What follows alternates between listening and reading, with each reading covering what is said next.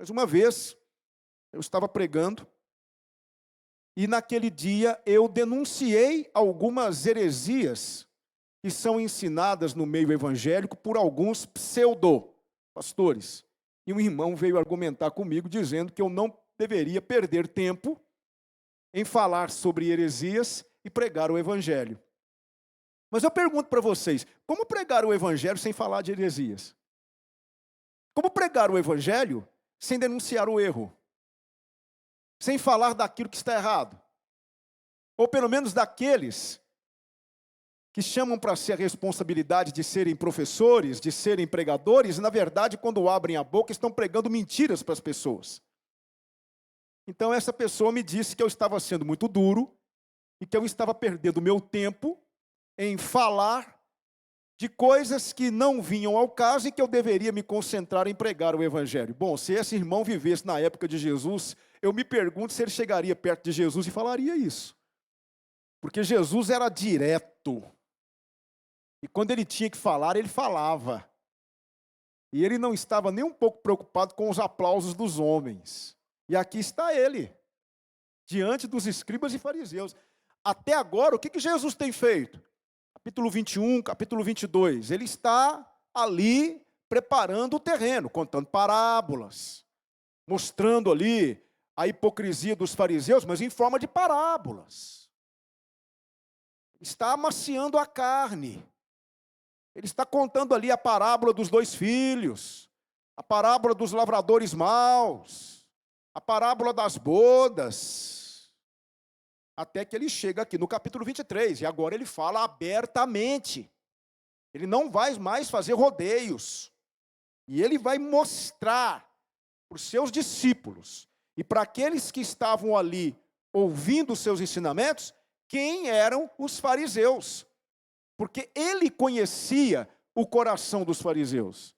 Mas, pastor, quem eram de fato os fariseus ou como eles surgiram?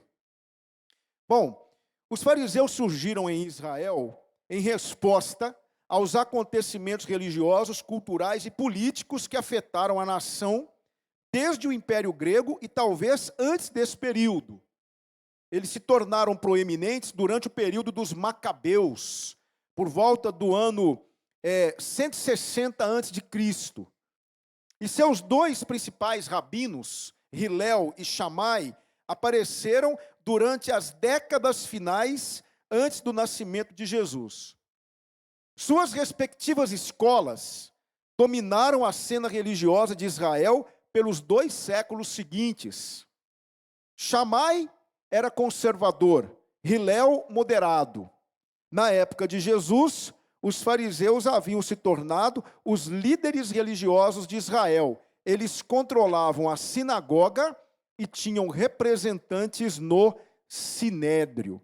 Mas agora eu queria que você ouvisse o que Hernandes Dias Lopes vai dizer no seu comentário expositivo de Mateus, na página 682. Ele vai dizer o seguinte: nesse solene discurso, Jesus, olhando para os escribas e fariseus, traça o perfil dos falsos líderes religiosos. Pode colocar para nós, Vitória, por favor? Agora sim.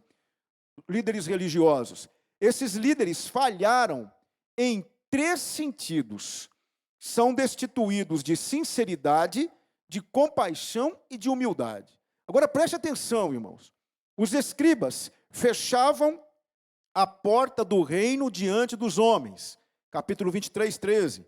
Seduziam os prosélitos, versículo 15, confundiam a verdade relativa ao juramento, versículos 16 a 22, revertiam os valores, versículos 23 e 24, incitavam o ritualismo, versículos 25 e 26, buscavam evidenciar seu caráter religioso como se a aparência externa fosse um esconderijo adequado para a fraude e o crime, versículo 27 e 28, e alardeavam acerca de sua bondade superior, como se fossem melhores que seus ancestrais que mataram os profetas. Versículos 29 a 31, tem uma falhazinha aí, desculpe, mas é versículos 29 a 31.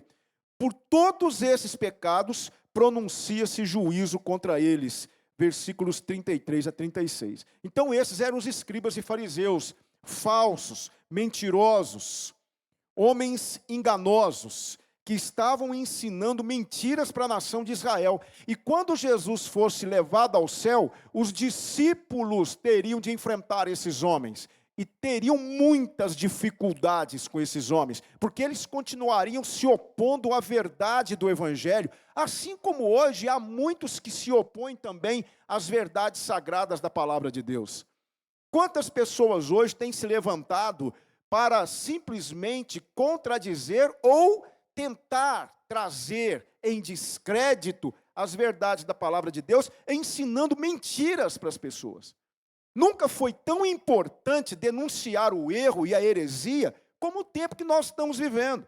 Nós não podemos, irmãos, simplesmente porque um ou outro não concorda, nos calar diante dos abusos que se tem feito em nome da fé. Porque há muitas pessoas que estão adoecendo espiritualmente porque estão ouvindo heresias nos púlpitos e acreditando nessas heresias, desprezando a verdade do Evangelho. Isso já acontecia nos tempos de Jesus. E ele, como exemplo para nós, vai denunciar esses erros. Coisas que nós precisamos fazer. Então Jesus começa o capítulo 23 dizendo o seguinte, veja só, versículos 1 ao versículo 3, a parte A. Então falou Jesus à multidão e aos seus discípulos, dizendo: na cadeira de Moisés estão assentados os escribas e fariseus. Todas as coisas, pois, que vos disserem que observeis, observai-as e fazei-as. O que significa o termo cadeira de Moisés? Intérpretes de Moisés. Os fariseus e os escribas eram os responsáveis por lerem, entenderem e ensinarem a lei de Moisés ao povo. Eles tinham essa característica. Agora, uma coisa muito importante que está aqui no texto é que eles estão assentados. Não estão sentados, não foram colocados ali pelo Senhor. Não há um texto na palavra de Deus que diga que os escribas e fariseus receberam essa incumbência. Mas eles se colocam como os professores da nação. E Jesus não os contesta no tocante àquilo que eles ensinavam enquanto defendiam a lei de Moisés. Os escribas e fariseus, eles tinham essa característica de defender a lei. Até aí tudo bem. Eles guardavam a lei da contaminação. E no afã de fazer isso, guardar a lei, é que eles cometiam seus erros, porque eles aumentavam a lei, outros mandamentos, tornando a religião de Israel uma religião insuportável. Mas eles mesmos não cumpriam aquilo que eles ensinavam. Eram homens com uma facilidade de ensinar impressionante, mas com uma incapacidade de viver o que ensinavam marcante. E é isso que Jesus vai denunciar. Eles eram, na verdade, falsos profetas, porque eles pregavam uma mensagem, irmãos, muitas vezes, uma mensagem desprovida de um entendimento essencial, porque a lei de Moisés não era apenas a lei da letra, mas era a lei da essência. Havia uma essência, havia vida na lei de Moisés, e eles menosprezavam essa vida que fazia parte da lei de Moisés, essa essência ensinada tantas vezes por Jesus, e se atinham tão somente à letra da lei. Pegavam essa letra da lei e forçavam as pessoas a obedecê-la, mas eles mesmos não faziam isso, não é? Então, na verdade, os escribas e fariseus, eles se colocaram, eles se autoproclamavam os mestres da nação, sem terem sido chamados para isso, porque existe uma diferença. Existe uma grande diferença entre você ser chamado pelo Senhor e você mesmo se chamar. Existe uma grande diferença entre alguém ser colocado num determinado lugar, ser colocado numa determinada missão pelo Senhor, e esse alguém mesmo se colocar nessa missão. Irmãos, nós sempre, como pastores, estamos falando isso para aqueles que querem ser pastores. Quando nós vamos conversar com aqueles que querem ser pastores, e nós vamos submetê-los a um concílio, nós sempre perguntamos: você sente o chamado de Deus na sua vida? Porque se você não sente, não entre no ministério, porque você não vai permanecer lá. Porque aquele que Deus chama, ele capacita, ele sustenta, ele mantém. Mas aquele que se chama, aquele que a si mesmo se chama, irmãos, a dificuldade vem, o problema vem, a luta vem e ele vai embora. Eu me lembro que quando eu comecei a estudar no seminário, na minha classe de seminário, na minha classe de teologia, começaram 22 alunos, 22 formaram 4. 18 ficaram pelo caminho. Sabe por quê? Porque foram entendendo a gravidade do ministério e abandonaram o ministério. Eu conheço irmãos que foram para o ministério, não ficaram nem 5 anos e desistiram. Por quê? Porque entenderam que não foram chamados para isso. Os fariseus, eles não foram chamados para estarem onde estavam, mas eles mesmos se colocaram lá. E Jesus então está denunciando a hipocrisia deles, porque o que os sustentava os fariseus nos cargos que eles ocupavam era, e nós vamos ver aqui, uma série de motivações que não a aprovação de Deus. Não pode haver motivação maior na vida do servo de Deus do que a aprovação de Deus. Quando a motivação é outra, quando a motivação é o dinheiro, quando a motivação é o aplauso, quando a motivação é o status, quando a motivação é o elogio, quando a motivação é o holofote, é o microfone, pode ter certeza, não vai dar certo, vai fracassar, porque Deus não está nesse negócio. Entende?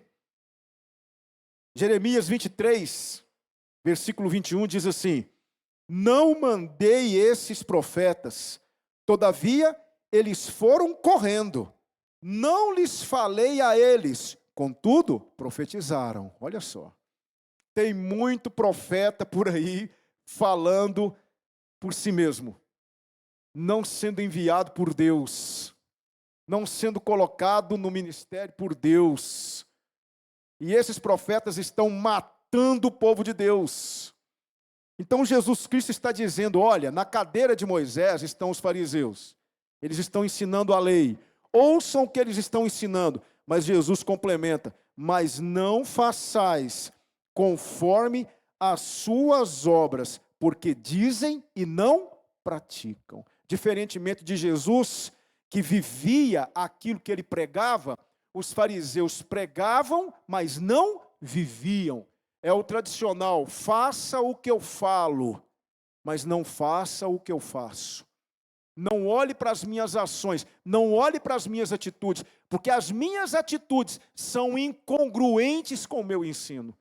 Irmãos, como isso é vergonhoso para o reino de Deus, porque o que autentica a sua mensagem quando você prega, não são as palavras bonitas, ou não é a sua argumentação, ou a construção da sua argumentação. O que vai autenticar a sua mensagem é se você vive aquilo que você prega. As pessoas precisam não apenas ouvir o que temos a dizer, mas elas precisam ver o que temos a lhes mostrar. Nossa mensagem é autenticada com a nossa vida, para que as pessoas possam olhar e dizer assim: realmente, nessa vida o evangelho funciona. Será que tem sido assim, irmãos? Agora nós vamos ver o que é que esses escribas e fariseus faziam. Por que Jesus está denunciando os escribas e fariseus?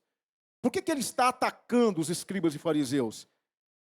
Versículo 4 diz assim: pois atam fardos pesados e difíceis de suportar, e os põem aos ombros dos homens, mas eles mesmos nem com um dedo querem movê-los. Eu trabalhei numa empresa certa vez, a empresa lá em Divinópolis chamava-se Cerealista Machado.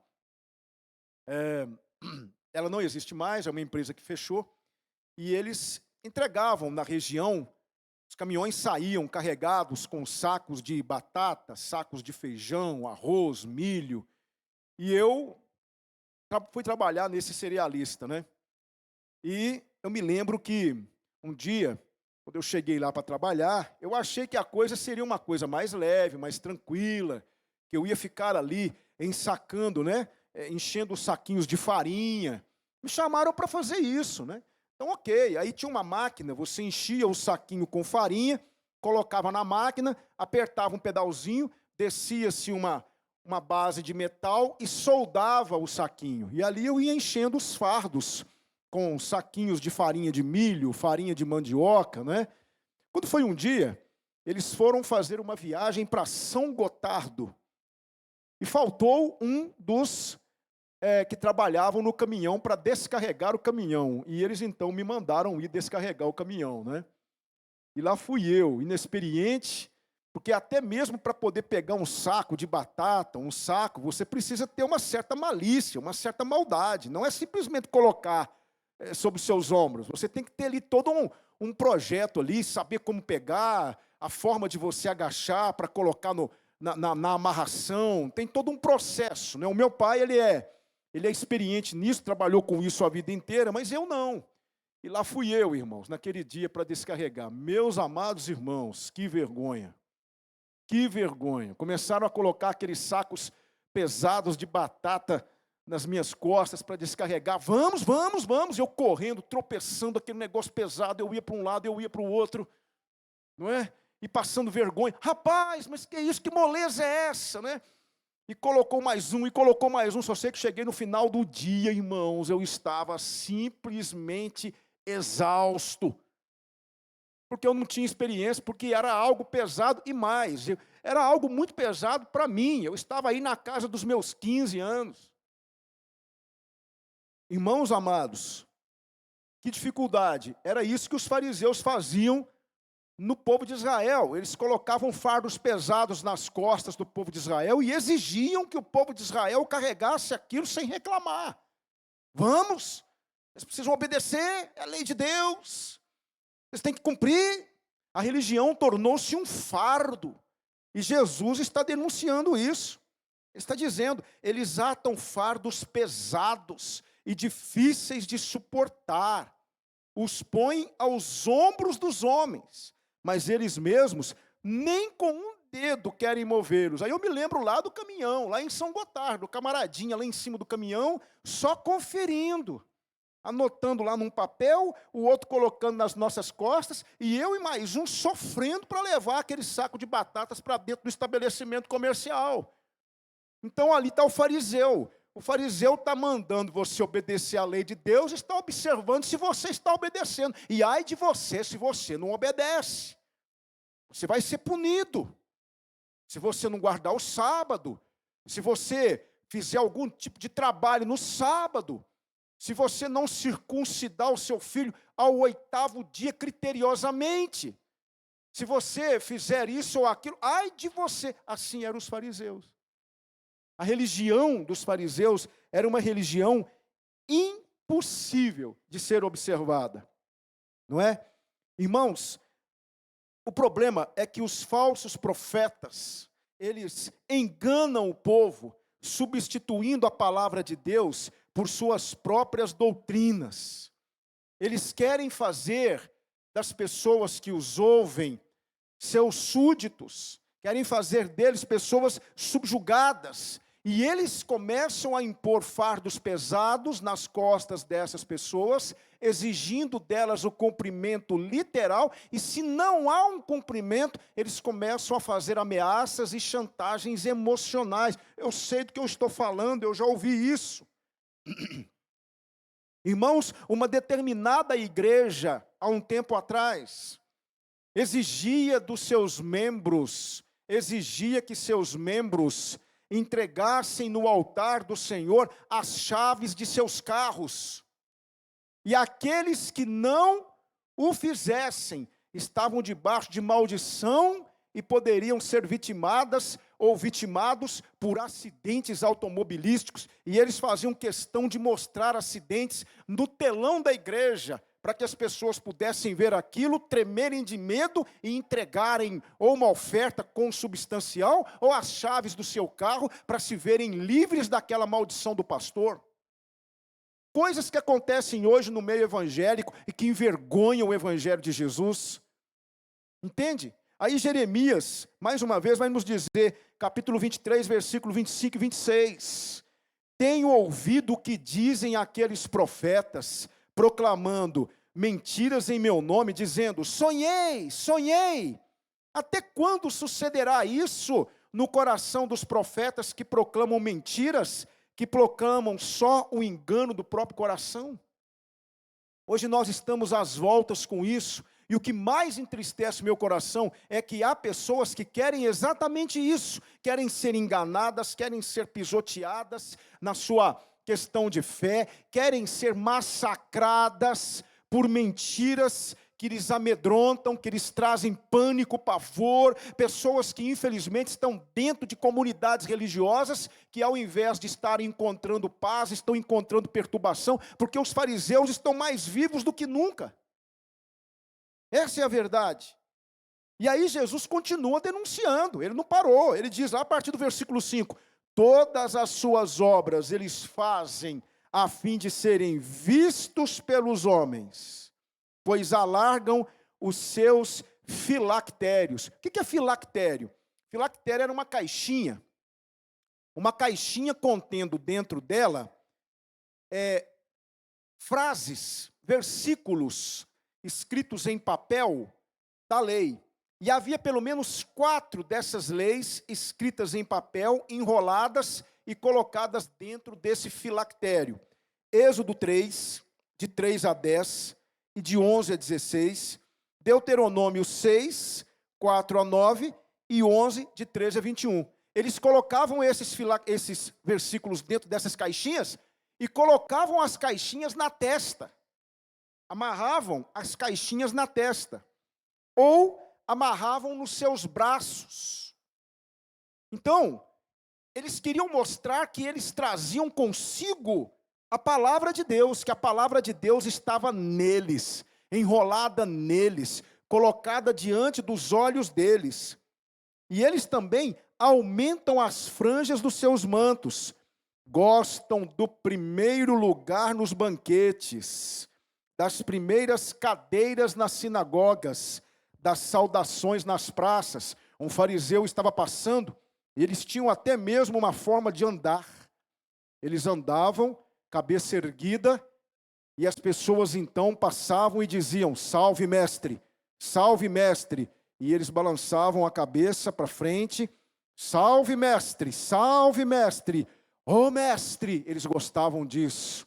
Ou então eles gostavam de considerações do tipo, veja que santo homem de Deus, um homem comprometido com a palavra de Deus, olhe só o tamanho do seu filactério, olhe o tamanho das franjas dos mantos deles. Que homem santo, que homem espetacular, como deve ser bom ser um homem como um fariseu, como deve ser bom ser um escriba. Ai de mim, eu estou a quilômetros de distância desses homens. E eles andavam e gostavam de receber essas considerações.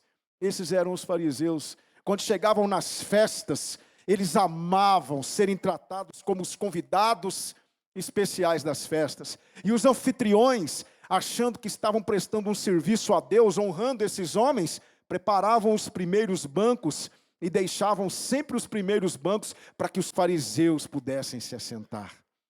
Eles gostavam disso. Eles gostavam de serem tratados assim. E Jesus está dizendo, não é? Tudo isso é falso. Tudo isso é falso. Esses filactérios são falsos, porque eles trazem a palavra nas testas, mas eles não trazem a palavra no coração. Meus amados irmãos, um determinado moço, ao emigrar de uma terra para outra, recebeu do pai uma pedra. Uma pedra que, segundo o costume da sua família, passava de pai para filho. Era uma tradição. A pedra era de grande valor para todos. O moço, pois, aguardou com cuidado. Para onde foi, constituiu família, teve filhos, mas a vida lhe era muito difícil e apertada financeiramente. De quando em quando, seus filhos apanhavam aquela pedra para brincar. O pai permitia, só tomando cuidado para que não a perdesse. Um dia, visitou sua casa um homem entendido em pedras. Viu a pedra nas mãos da criança, apanhou-a para um ligeiro exame, a fim de constatar o que logo lhe parecera ser uma pedra preciosa, que se fosse lapidada, valeria uma fortuna. Foi o que ele fez com a permissão do amigo. Limpou a pedra, fez a lapidação, e ela provou ser de fato um rubi valioso, avaliado em milhões de reais. Aquele homem vivendo o tempo todo em dificuldade financeira, com uma fortuna dentro de casa. Por que eu estou contando essa história para você? Porque é isso, irmãos, que nós precisamos entender. Nós temos à nossa disposição uma fortuna chamada Palavra de Deus, mas muitas vezes nós estamos transformando a Palavra de Deus em filactérios. Não estamos dando à Palavra de Deus o valor que ela merece, não estamos colocando em prática aquilo que ela ensina, para que sejamos verdadeiramente ricos, e estamos vivendo na miséria espiritual. Essa é a verdade. Irmãos, quantas vezes nós estamos aí no nosso carro, atrás do vidro do carro, tem um adesivo escrito assim: posso todas as coisas naquele que me fortalece. Mas da primeira dificuldade que surge, eu entro em desespero, eu blasfemo do Senhor, eu murmuro. Ora, onde é que está realmente a vivência daquele versículo? Será que aquele versículo está produzindo o quê nos dias da adversidade? Porque quem disse isso, disse porque sabia lidar com momentos difíceis. Paulo vai dizer isso quando ele escreve aos Filipenses, capítulo 4. Lá no versículo 12 ele vai dizer: sei estar abatido, sei também ter abundância em todas as coisas, e de toda maneira estou instruído, tanto a ter fartura como a ter fome, tanto a ter abundância como a padecer necessidade. Posso todas as coisas naquele que me fortalece. Às vezes nós estamos usando isso como um adesivo no carro, mas na hora da dificuldade nós entramos em desespero, e isso se torna um filactério na nossa vida. Quantas vezes, irmãos, nós estamos colocando uma tabuinha na porta da nossa casa: eu e minha casa serviremos ao Senhor. Mas a vida em família é um inferno. Virou um filactério, uma mera letra, enfeitando a minha casa. Eu me lembro, se vocês me permitem, eu me lembro, não é, de estar um dia visitando a casa de uma senhora, lá em Divinópolis. Fui visitar a casa de uma senhora cuja vida era totalmente destruída. Uma vida destruída, uma vida familiar destruída, uma vida totalmente sem sentido, sem objetivo. Mas quando eu entrei na casa, eu me deparei com uma Bíblia aberta no Salmo 91, páginas amareladas, e o Salmo 91 diz, não é? Aquele que habita no esconderijo do Altíssimo, a sombra do Onipotente descansará. E aí um dia ela havia me dito, né? Esse salmo aí é o salmo que eu deixo aberto para espantar a maldade, para espantar a inveja, para espantar os maus olhados das pessoas. Como assim, meu Deus? A Bíblia é aberta no Salmo 91 e a vida totalmente destruída. Quantos andam de lá para cá com camisas, com inscrições evangélicas nas camisas, mas dão mau testemunho, vivem uma vida desregrada? Sabe o que é isso? São os filactérios modernos que muitas vezes nós temos. Irmãos, nós precisamos entender verdadeiramente a importância de maneira simples e com a ajuda do Espírito Santo, tirar da nossa vida os filactérios e viver, colocar em prática a palavra de Deus. Então os escribas e fariseus gostavam disso. Eles gostavam de serem elogiados pelas pessoas, serem chamados de mestres, serem chamados de rabi. Gostavam de serem reconhecidos por conta dos seus diplomas obtidos nas escolas rabínicas. Isso me faz lembrar um pastor que certa vez foi pregar lá em Divinópolis.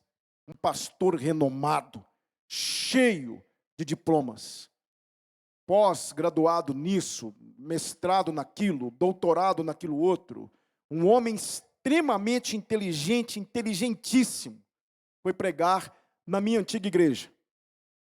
E aí, quando ele estava lá preparando para pregar, o anfitrião perguntou para ele assim: como é que o senhor quer que eu te apresente? Porque era tanto diploma, tanto título, tanta qualidade, que o pastor falou assim: como é que o senhor quer que eu te apresente? E aí aquele pastor disse assim: meu irmão, por favor, fale do maior título que eu tenho. Qual? Servo de Deus. É assim que eu quero ser apresentado. Servo de Deus. Interessante, né? Ah, se fosse um fariseu. Se fosse um fariseu. Olha aí que eu sou doutorado nisso, doutorado naquilo, PhD nisso, PhD naquilo. Não, mas é muita coisa. Não, eu quero que você fale tudo que eu sou, porque eu suei para obter esses diplomas. Suei. Esses eram os fariseus, não é? Jesus diz no versículo 7 que eles gostavam das saudações nas praças e de serem chamados pelos homens rabi. A palavra rabi significa mestre. Ah, irmãos, é lá e cá, toda hora vem uma história na cabeça, né? Uma vez eu estava perto de um recém-formado, Edmilson, recém-formado pastor. Ele havia passado pelo concílio e já havia obtido o título dele. E ele estava na igreja cumprimentando as pessoas. E as pessoas passavam perto dele e chamavam ele pelo nome. E ele começou a ficar bravo. Opa, fulano de tal, parabéns pela aprovação do concílio. E ele começou a ficar bravo. Aí, num momento, quando ele estava cumprimentando as pessoas, ele falou assim: mas não é possível que ninguém nessa igreja vai me chamar de pastor. Conheci um outro, irmãos, que fazia questão. Ai de você, se você chamasse ele só de pastor. Sabe por quê? Porque ele gostava de ser chamado de pastor, doutor, fulano de tal. E no boletim da igreja, ele fazia questão de colocar no boletim da igreja: presidente, pastor, doutor, fulano de tal. Jesus está dizendo: cuidado com isso, porque é assim que os fariseus viviam. Amavam os títulos que eles tinham, não é? E aí Jesus agora, ele volta para os discípulos, e olha o que ele vai dizer: vós, porém, não queirais ser chamados rabi, porque um só é o vosso rabi, um só é o vosso mestre, e todos vós sois irmãos. A ninguém sobre a terra chameis vosso pai, porque um só é o vosso pai, aquele que está nos céus. Nem queirais ser chamados guias, porque um só é o vosso guia, que é o Cristo. Com isso, Jesus ensina que o verdadeiro líder espiritual coloca o crente cada vez mais sobre a direção de Cristo. Ele faz discípulos para Jesus e não para si mesmo. Sabe por quê, irmãos? Porque não somos nós, é Cristo. É Jesus Cristo. Irmãos amados, não há nada, absolutamente nada, eu repito, nada, absolutamente nada que coloque o homem como ponto principal de alguma coisa. A razão de tudo é Cristo. Deixa eu te contar uma situação hipotética aqui. Suponhamos que você chegue num hospital. Por favor, responda com sinceridade. Você chega num hospital. E aí, lá no hospital, o seu parente está lá entre a vida e a morte. E o médico está operando o seu parente. Então você chega diante do médico, ele está saindo do bloco cirúrgico, quando você chega no hospital. E ele sai todo sujo de sangue, com as luvas todas ensanguentadas. E ele vai conversando com você, tirando as luvas. E ele fala assim com você: escute, seu parente está fora de perigo. A cirurgia foi um sucesso. E nós conseguimos estancar a hemorragia, tirando as luvas. E você encarado nas luvas. O cirurgião conversando com você, te dando um relatório de como foi a cirurgia. E você encarado nas luvas. E ele vai tirando cada dedinho da luva. Então fique tranquilo, o seu parente agora vai ficar 2 dias na UTI. E no máximo em 1 semana ele está ganhando alta, ok? E você, ok, encarado nas luvas. E aí o médico despede de você e você fala assim para o médico: doutor, posso te pedir uma coisa? Aí o médico fala para você assim: sim, pode falar. será que o senhor poderia me dar essas luvas? Mas por quê? Porque eu quero guardar essas luvas de lembrança. Porque como eu sou grato a essas luvas salvaram o meu parente. E eu queria colocar essas luvas num pote de vidro, e todas as vezes que eu me lembrar de que o meu parente está vivo, eu quero agradecer essas luvas. Tem lógica isso? Quem é que você vai agradecer? O cirurgião. As luvas foram o quê? Instrumentos. Posso dizer uma coisa para vocês? Pastor Alex, futuro pastor Edmilson, futuro pastor Marco Aurélio, líderes da igreja, nós somos apenas luvas nas mãos do Senhor. A glória é dele. Ele é o cirurgião. Ele é que faz a cirurgia. Ele é que salva. Ele é que cura. A lei de Moisés não era algo dos fariseus e dos escribas. Era algo de Deus, que Deus deu a Moisés. A palavra que pregamos aqui não é uma palavra criada por nós. É palavra de Deus. Então, o que é que nós somos? Nós somos luvas. Luvas. Ontem, no nosso culto doméstico, minha filha, Ana Luísa, leu no devocional dela a história de Miriam, lá em Êxodo capítulo 15. Moisés havia levantado seu cajado, vocês se lembram? Moisés levantou o cajado, o mar abriu, o povo de Israel passou no meio do mar. Quando o último hebreu atravessou, Moisés levantou o cajado de novo, o mar se fechou sobre os egípcios e matou os egípcios. Lembram disso? Lá em Êxodo 15. Aí Miriam, a irmã de Moisés, ela pega um instrumento musical, um tamboril, e veja só o que vai acontecer em Êxodo 15, 20 e 21. Então Miriam, a profetisa, irmã de Arão, tomou na mão um tamboril, e todas as mulheres saíram atrás dela com tamboris e com danças. Aí você acha que Miriam vai lá falar para Moisés: ô maninho, que coisa bacana que você fez, maninho. Esse negócio de levantar o cajado e abrir o mar, que bacana, que show de bola, maninho. Ó, faz isso mais vezes. Não foi isso que Miriam fez. O que foi que Miriam fez? E Miriam lhes respondia: cantai ao Senhor, porque gloriosamente triunfou, lançou no mar o cavalo com seu cavaleiro. Por quê, irmãos? É Deus, é Cristo, não somos nós. Nós não somos absolutamente nada, somos luvas nas mãos do cirurgião. Então, é muito importante o que Jesus vai dizer a seguir agora. Ele dá a receita. Vocês querem ser grandes? Vocês querem realmente ser grandes? Serem pessoas de respeito? Obterem o respeito das pessoas?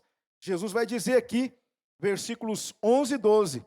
Mas o maior dentre vós há de ser o vosso servo. Qualquer, pois, que a si mesmo se exaltar, será humilhado. E qualquer que a si mesmo se humilhar, será exaltado. Isso me faz lembrar, a história do leão. O leão um dia estava dormindo, um ratinho veio e esbarrou no rosto do leão. O leão acordou, viu aquele ratinho apavorado. O ratinho ficou em pânico, apavorado. O leão foi, pegou o ratinho assim pelo rabinho, o ratinho ficou pendurado assim pelo rabinho. Por favor, não me coma, não me coma, não me devore, não me devore. E o leão: eu vou te devorar, você me acordou. Por favor, não me devore, porque eu prometo que um dia eu vou retribuir o seu favor. Aí o leão deu uma gargalhada. Você me retribuiu um favor? Quem que você está pensando que você é, moço? Eu prometo que eu vou retribuir o favor. Por favor, não me devore, não me devore. O leão: eu vou quebrar seu galho. Eu vou quebrar seu galho. Você é tão ridículo que eu vou quebrar seu galho e vou deixar você ir embora.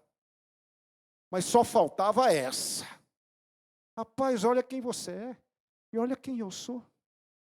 E soltou o ratinho. O tempo passou, um dia o leão estava lá na floresta e ele caiu numa armadilha feita pelos humanos e foi capturado por alguns caçadores. E eles então amarraram o leão. E o leão ficou ali, colocado de lado, amarrado, inerte, preso. Quem é que aparece? O ratinho. E o ratinho chegou todo e começou a roer a corda do leão. Ele não disse que ia retribuir? E roeu as cordas do leão, não é? Ao vê-lo livre, o leão agora está livre, o rato exclamou: você ridicularizou a ideia de um dia eu poder ajudá-lo, pagando a dívida de sua generosidade? Agora você sabe que até um rato pode ajudar um leão. O que eu aprendo com isso, gente? E vou partir para as aplicações, porque ainda tem aplicação, viu? Mas o que eu aprendo com isso? Eu aprendo que não é o tamanho que te faz grande, nem os seus dons ou talentos, não é a sua voz potente ou sua oratória irretocável que faz você ser grande, mas a sua disposição em ser usado. É isso que te faz grande. Jesus então está dizendo aqui, versículo 11 e 12, o maior dentre vós há de ser o vosso servo. Qualquer, pois, que a si mesmo se exaltar, será humilhado, e qualquer que a si mesmo se humilhar, será exaltado. São os antagonismos de Jesus. Você quer ser grande? Seja pequeno. Você quer ser exaltado? Se humilhe. Os escribas e fariseus eram cheios de si mesmo. Por isso Jesus os condenou. O que nós podemos aprender aqui? E eu caminho para o final. Algumas aplicações para a nossa vida. Primeiro, devemos fazer uma distinção entre títulos e exemplos. Pergunto para vocês, o que é mais importante, um título ou exemplo? O que nos identifica como cristãos não são os títulos que possuímos, não é o título de protestante. Ah, eu sou batista. Não, eu sou evangélico. E daí? O que vai impactar o mundo não é a maneira como você vive os ensinamentos, é a maneira, como você vive os ensinamentos de Jesus Cristo em seu dia a dia. É isso que vai impactar o mundo. Você dizer que você é um crente batista, calvinista, ou arminiano, ou infralapsariano, supralapsariano, depois eu explico o que é isso, ou você simplesmente dizer que você pré-milenista, dispensacionalista, não, eu sou pré-milenista, ou eu sou pós-milenista, você não vai para o céu se você for pós-milenista, tudo bem, você é amilenista, você é isso, você é aquilo. Eu tinha um pastor que falava assim, eu não sou amilenista, eu não sou pré-milenista, eu sou pró-milenista. Pronto, resolvido. Não é isso que vai impactar o mundo não quer saber disso. O que vai impactar o mundo é como você vive o que você tem aprendido na igreja. São os exemplos que você dá, é a sua fé viva no dia a dia, é a maneira como você trata sua esposa, é a maneira como você trata seu marido, é a maneira como você trata os seus filhos, é a maneira como você lida com o dinheiro, é a forma como você trabalha, é a forma como você estuda, é a forma como você dirige, é a forma como você reage a um insulto. É isso que vai impactar o mundo. Então não adianta termos títulos, não adianta termos uma placa luminosa lá fora, Primeira Igreja Batista em Pará de Minas, não adianta termos um templo bonito, bancos confortáveis, não é isso que vai impactar o mundo. O que vai impactar o mundo é o que vivemos no nosso dia a dia. É isso que as pessoas vão olhar para nós e dizer, você é diferente. Então os escribas e fariseus estavam cheios de títulos, cheios de pompa, roupas bonitas, andavam como se estivessem desfilando. Jesus está dizendo, é tudo hipócrita, é tudo mentiroso. Se você quer ser grande de verdade, seja o menor de todos. Que desafio para nós. Ah, que desafio. Vai dizer para mim que isso é fácil, irmão.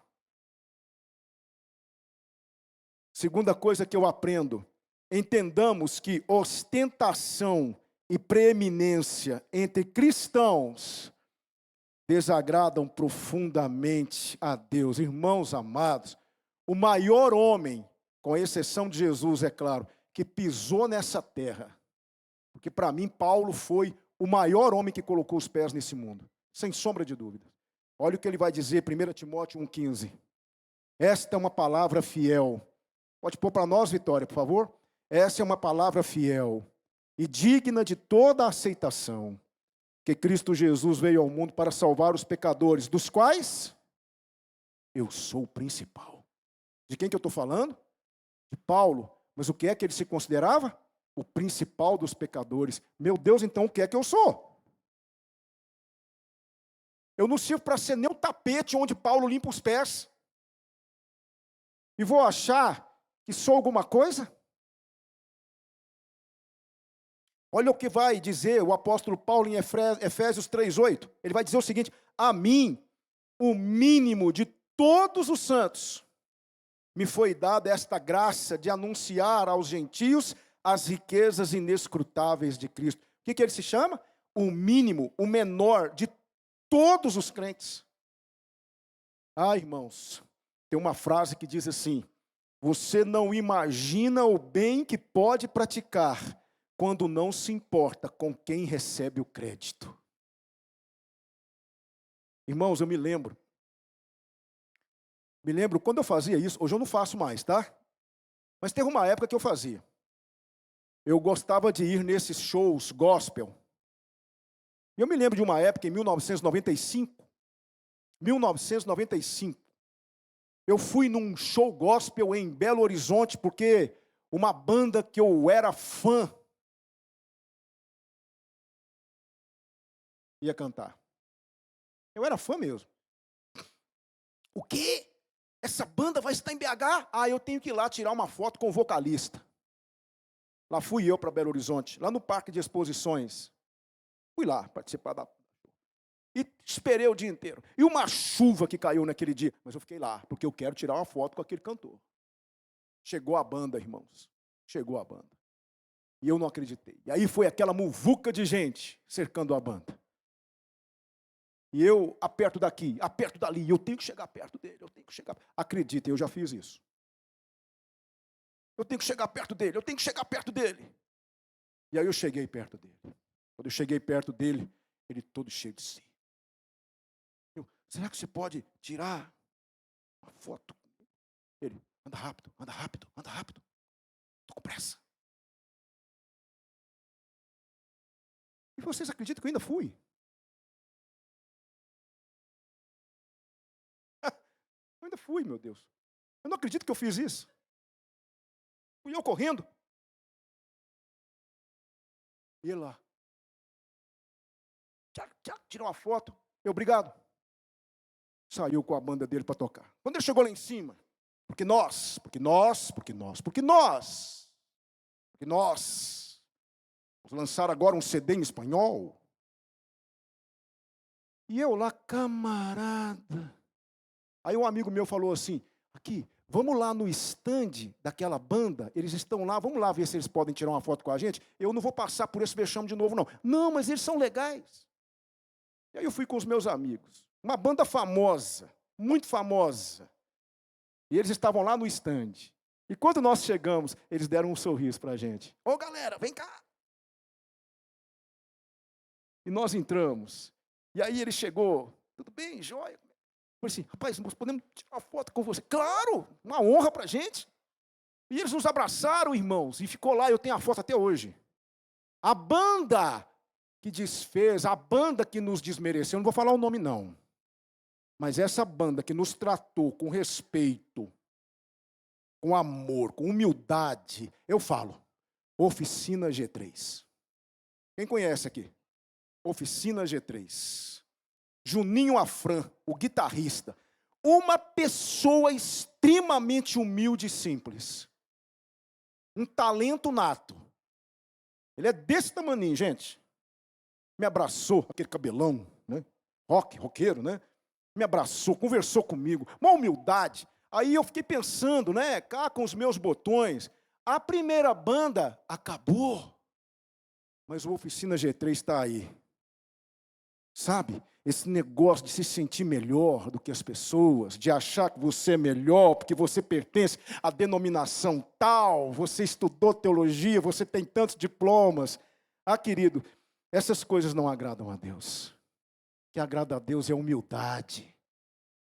O que agrada a Deus é sermos simples, né? E aqui eu caminho para o final. Evitemos o erro de dar a homens a honra que pertence somente a Deus. Jesus está dizendo: a ninguém vocês devem ficar chamando de pai, pois um só é vosso pai. Por isso, tudo em nós precisa apontar para Cristo. Nosso louvor é para Cristo, nossa pregação é sobre Cristo, nossas orações em nome de Cristo, nosso culto é para Cristo, tudo é para a glória de Cristo. Nada para a nossa glória. E aí eu termino com a frase que diz assim: está em Cristo e somente nele o sentido da vida que você tanto procura. A minha oração, irmãos, é que nós tenhamos entendido a gravidade de deixar que o farisaísmo tome conta dos nossos corações e nos encha de uma vanglória que pode ser mortal. Vamos orar?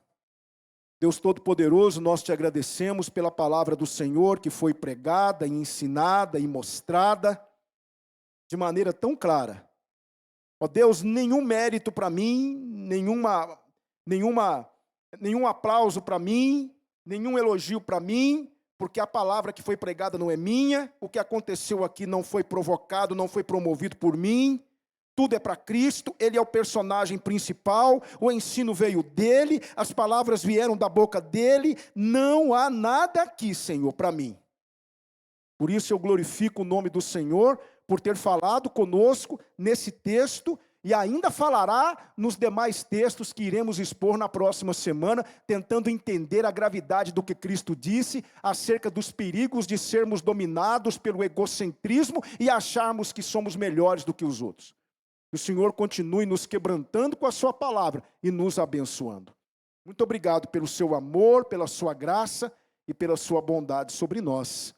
Nós oramos nesse momento no nome santo de Jesus, e que o amor de Deus, a graça do Senhor Jesus Cristo, a comunhão e as consolações do Espírito de Deus sejam sobre todo o povo do Senhor, agora e para todo sempre. Amém. Amém.